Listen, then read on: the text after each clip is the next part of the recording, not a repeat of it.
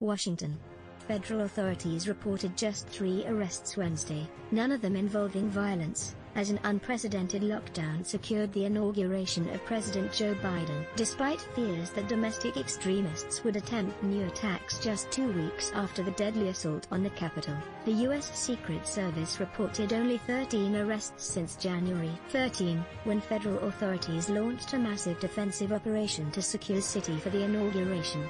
2 people were arrested for carrying unregistered ammunition Wednesday, while a third was found in possession of a pellet gun, as ceremonies stretching from the Capitol to Arlington Cemetery played out without incident. Less than 24 hours after Biden was sworn in, some of the extreme security measures, which included the deployment of 25,000 National Guard troops, began to loosen.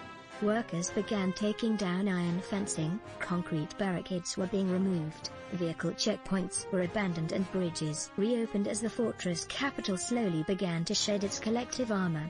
What does D.C. look like on Inauguration Day? These iconic photos capture Biden's transition to the White House at the Lincoln Memorial. The white fabric pillars lining the reflecting pool were being dismantled, and the masses of troops guarding intersections were gone. Small groups of Guard members were checking out of their hotels and preparing to return home to their civilian duties, and the palpable sense of tension had eased dramatically as FedEx delivery drivers resumed parcel drop-offs in areas once off-limits to the public. Captain Eric Lahr of the Vermont Army National Guard said the approximately 100 soldiers he led were continuing to perform security tasks as assigned. "No incidents and everyone is safe," he said via text. "I am very proud of all the soldiers we brought down from Vermont. They are true professionals. Their hard work here is recognized." The Vermont Guard soldiers were part of the 172nd Cavalry Regiment, 86th Infantry Combat Team, Mountain, and they had initially been assigned as a quick response unit. Commanders of the military units largely kept their armored vehicles off the street, instead staging dozens of armored security vehicles at a nearby National Guard post.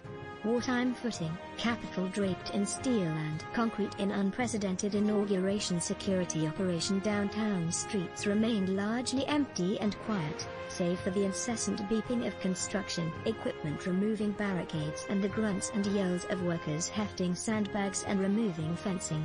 As the day progressed, the sounds of screw guns began echoing through the streets as contractors removed plywood protecting windows. Aside from the removal of fences and soldiers, there was little sign a new presidential administration has begun, aside from new signs of federal office buildings requiring people wear masks inside. "It's good for business, getting back to normalcy," said Tom Lean, who owns the Capitol Grounds Cafe not far from the White House. Lean said the scenes of soldiers and roadblocks was like living on a movie set.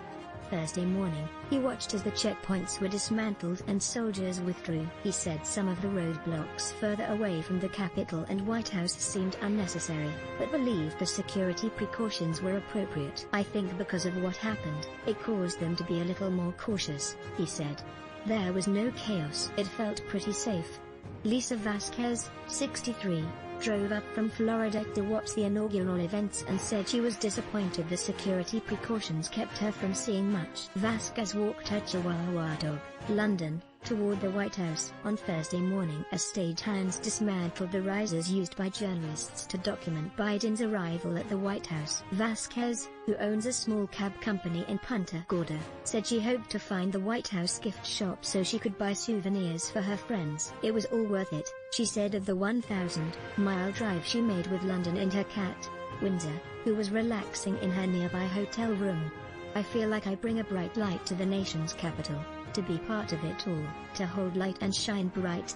More on the inauguration, Biden to sign 10 more orders and directives aimed at COVID-19 on first full day as Capitol riot arrests climb. FBI says extremist Oath Keepers conspired in attack. Proud Boys organizer Joseph Biggs charged in deadly Capitol riot. Americans helping Americans. National Guard members protecting Capitol fed thousands of meals by celebrity chef Jose Andres.